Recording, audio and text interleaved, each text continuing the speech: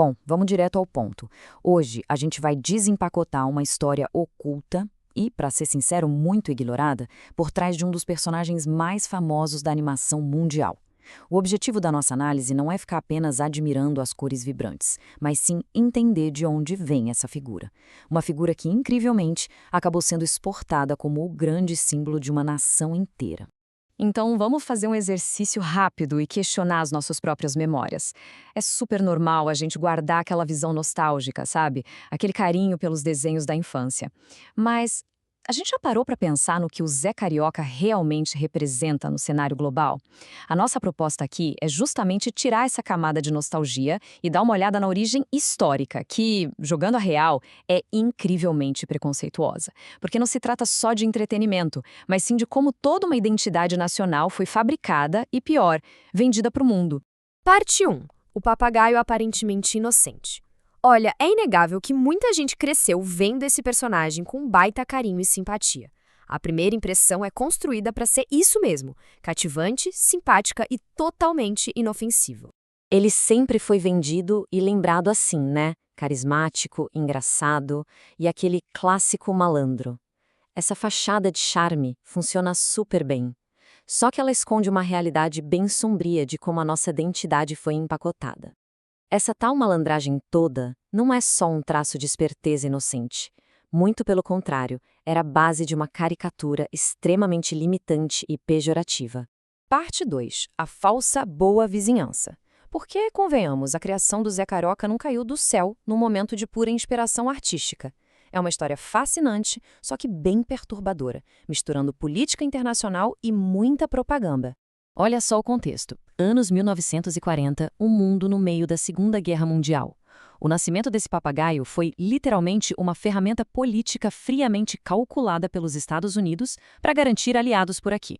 Ou seja, o Walt Disney não veio passear na América Latina, foi uma missão diplomática puramente disfarçada de arte. Para quem não lembra, a política da boa vizinhança era uma estratégia super direta do governo americano para aumentar a influência deles.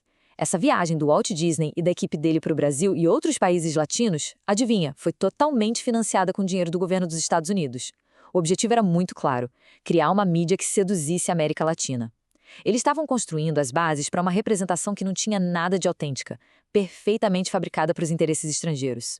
Ponto 3. O retrato do preconceito. Quando a gente pega uma lupa e disseca os traços exatos que deram para esse personagem, o verdadeiro dano fica muito, muito evidente. É aqui que a gente começa a entender por que os brasileiros deveriam ter profunda raiva de como foram representados. As características que colaram nele são absurdas. O Zé Carioca foi moldado para ser o quê? Um sujeito trapaceiro, preguiçoso, que tenta tirar vantagem de todo mundo. Alguém que foge do trabalho a qualquer custo e vive basicamente de samba e conversa fiada. Pensa bem, é uma síntese completamente falsa. Reduziram uma nação inteira a clichês de pobreza, carnaval e improviso. É a criação deliberada de um estereótipo extremamente negativo e ofensivo. E o contraste, pessoal, é brutal. Revela a ofensa de forma muito clara. Durante esse mesmo período, as outras nações aliadas estavam ganhando retratos na mídia que exaltavam coragem, heroísmo, sofisticação. E o Brasil? A nossa identidade foi rebaixada e cristalizada na forma de uma ave folgada e trapaceira. É impossível não perceber a desigualdade e a falta de respeito absurda nessa suposta homenagem. Parte 4. Hollywood e o Brasil exótico. Para entender a raiz dessa bagunça toda, a gente precisa abrir um pouco a lente e olhar para o imperialismo cultural sistêmico lá da década de 1940. Os registros históricos mostram que a indústria cultural americana frequentemente olhava para nós, da América Latina, por lentes bem distorcidas. Nossos países não eram vistos como nações complexas e desenvolvidas. O Brasil era sempre enquadrado como esse lugar exótico, tropical, meio caótico e atrasado. As pessoas eram retratadas quase como um adereço ou um entretenimento barato para o público americano, ignorando completamente qualquer profundidade social. E é super importante a gente colocar o estúdio e o próprio criador sob os holofotes.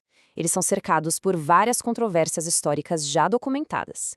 A animação clássica dos anos 40 passava longe de ser imaculada. Na real, era uma máquina que normalizava caricaturas muito ofensivas de várias etnias e povos. Acusações de racismo e antissemitismo fazem parte desse legado. Então, o estereótipo do brasileiro foi só mais uma engrenagem rodando na mesma máquina de preconceitos da época. É muito comum ouvir o pessoal defendendo o personagem, né?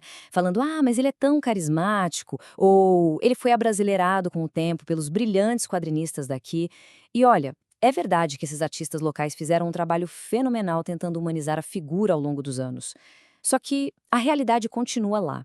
A raiz dessa árvore sempre foi envenenada, problemática e totalmente fundamentada numa visão estrangeira que, no fim das contas, é racista. Passar pano para isso não apaga a origem. O que nos leva à parte 5. Por que devemos rejeitar isso? Entender por que tolerar essa representação, hoje, é um erro gravíssimo. Aquele cartoon aparentemente inofensivo carrega um insulto duradouro que a gente precisa criticar e rejeitar de uma vez por todas. A grande pergunta é exatamente essa. Por que o Brasil ficou mundialmente associado a um papagaio malandro inventado por estrangeiros? Vamos refletir sobre a verdadeira dimensão de um país continental como o nosso. Incrivelmente diverso, transbordando riqueza científica, histórica e cultural. É absolutamente insano e inaceitável que o mundo tenha sido condicionado a associar toda essa nossa complexidade a uma piada gringa sobre um papagaio que não quer trabalhar. Aceitar essa caricatura calado é aplaudir a diminuição da nossa própria identidade. E para fechar nossa análise, a gente não vai olhar só por retrovisor. O Zé Carioca foi um produto daquela era, sim. Mas será que a máquina que criou ele parou de funcionar? Fica a provocação. A mídia que o mundo consome hoje já superou essas simplificações? Ou a gente continua engolindo, dia após dia, as mesmas caricaturas preguiçosas e prejudiciais sobre culturas complexas? É uma reflexão que a gente precisa urgentemente levar para cada tela que assistimos. Muito obrigado por acompanhar